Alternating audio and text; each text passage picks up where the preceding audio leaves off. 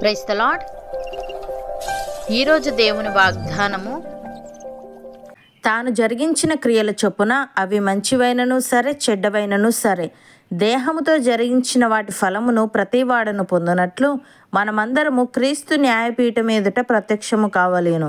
కొరింథీయులకు రాసిన 2వ పత్రిక 5వ అధ్యాయము 10వ వచనము. సహోదరి సహోదరులారా, ఈ వాక్యంలో అపోస్తలుడైన పౌలు ప్రతి వ్యక్తి తన జీవితం గడిపిన విధానాన్ని బట్టి దేవుని న్యాయపీఠం ఎదుట హాజరు కావాల్సి ఉంటుందని, మనం చేసుకున్న ప్రతి మంచి పని చెడ్డ పని దేవుని ముందు లెక్కించబడతాయని మరియు వాటికి తగిన ప్రతిఫలాన్ని మనం పొందుతామని తెలియజేస్తున్నాడు. ఉదాహరణకు, ఒక వ్యక్తి తన జీవితంలో ప్రేమ, దయ, సహాయం వంటి గుణాలను ప్రదర్శిస్తూ పేదవారికి సహాయం చేసి తన సహోదరులకు మంచిని చాటుతుంటే దేవుడు అతనికి మంచి ప్రతిఫలం ఇస్తాడు. అలాగే ఒక వ్యక్తి తన జీవితాన్ని తప్పుడు మార్గాల్లో గడిపి ఇతరులకు నష్టం కలిగించి ధనదాహంతో అబద్ధాలు చెప్పి ఇతరులను మోసగిస్తుంటే అతడు మానవ న్యాయస్థానం నుండి తప్పించుకున్న దేవుని న్యాయపీఠం నుండి తప్పించుకోలేడు. కాబట్టి మన క్రియల విషయంలో బహు జాగ్రత్త వహించాలి. మన పనులు మంచివైతే దేవుని ఆశీర్వాదాలు పొందుతాము. చెడు మార్గంలో నడిస్తే దానికి తగిన ఫలితాన్ని అనుభవించాల్సి వస్తుంది. భక్తుడు ఈ విధంగా అంటున్నాడు: మోసపోకుడి, దేవుడు వెక్కిరింపబడడు.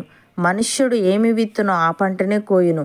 ఎలాగనగా తన శరీరేచ్ఛలను బట్టి విత్తువాడు తన శరీరము నుండి క్షేమను పంట కోయను. ఆత్మను బట్టి విత్తువాడు ఆత్మ నుండి నిత్య జీవమను పంట కోయను. మనము మేలు చేయుటేందు విసుకకయుందము, మనము అనేక మేలు చేసితిమేని తగిన కాలమందు పంట కోతుము అని. ప్రియులారా, దేవుని అనుగ్రహము మారు మనస్సు పొందుటకు మిమ్మును ప్రేరేపించుచున్నదని ఎరుగక ఆయన అనుగ్రహ ఐశ్వర్యమును, సహనమును, దీర్ఘశాంతమును తృణీకరించుదురా? మీ కాఠిన్యమును, మార్పు పొందని మీ హృదయమును అనుసరించి ఉగ్రత దినమందు, అనగా దేవుని న్యాయమైన తీర్పు బయలుపరచబడి దినమందు మీకు మీరే ఉగ్రతను సమకూర్చుకొనుచున్నారు. ఆయన ప్రతి వానికి వాని క్రియల చొప్పున ప్రతిఫలం ఇచ్చును. సత్క్రియను ఓపికగా చేయించు, మహిమను, ఘనతను, అక్షయతను వెతుకు వారికి నిత్య జీవమునిచ్చును. అపోస్తలుడైన పౌలు ఈ విధంగా అంటున్నాడు: దేవుడు అందరికీ జీవమును, ఊపిరిని, సమస్తమును దయచేయువాడు గనుక తనకు ఏదైనాను కొదువయున్నట్టు మనుష్యుల చేతులతో సేవింపబడవాడు కాడు. మరియు యావత్ భూమి మీద కాపురముండుటకు ఆయన ఒకరి నుండి ప్రతి జాతి మనుష్యులను సృష్టించి, వారు ఒకవేళ దేవునిని తడువులాడి కనుగొందురేమో అని తన్ను వెతుకు నిమిత్తము నిర్ణయ కాలమును, వారి నివాస స్థలము యొక్క పొలిమేరలను ఏర్పరచెను. ఆయన మనలో ఎవనికిని దూరముగా ఉండువాడు కాడు. మనం ఆయన యందు బ్రతుకుచున్నాము, చలించుచున్నాము, ఉనికి కలిగి ఉన్నాము. అటువలే మనం ఆయన సంతానమని మీ కవీశ్వరులలో కొందరును చెప్పుచున్నారు. కాబట్టి మనము దేవుని సంతానమై ఉండి మనుషుల చమత్కార కల్పనల వలన మలచబడిన బంగారమునైనను, వెండినైనను, రాతినైనను దేవత్వము పోలి ఉన్నదని తలంపకూడదు. ఆ అజ్ఞాన కాలములను దేవుడు చూచి చూడనట్టుగా ఉండెను. ఇప్పుడైతే అంతటను అందరూ మారు మనస్సు పొందవలనని మనుష్యులకు ఆజ్ఞాపించుచున్నాడు. ఎందుకనగా తాను నియమించిన మనుష్యుని చేత నీతిని అనుసరించి భూలోకమునకు తీర్పు తీర్చబోయేడు ఒక దినమును నిర్ణయించి ఉన్నాడు. మృతులలో నుండి ఆయనను లేపినందున దీన్ని నమ్ముటకు అందరికీ ఆధారము కలుగజేసి ఉన్నాడు అని. సహోదరి సహోదరులారా, మనలో ఎవడును తన కోసమే బ్రతుకడు, ఎవడును తన కోసమే చనిపోడు. మనము బ్రతికినను ప్రభువు కోసమే బ్రతుకుచున్నాము, చనిపోయినను ప్రభువు కోసమే చనిపోవుచున్నాము. కాబట్టి మనము బ్రతికినను చనిపోయినను ప్రభువు వారమై ఉన్నాము. తాను మృతులకును సజీవులకును ప్రభువై ఉండుటకు ఇందు నిమిత్తమే గదా క్రీస్తు చనిపోయి మరలా బ్రతికెను.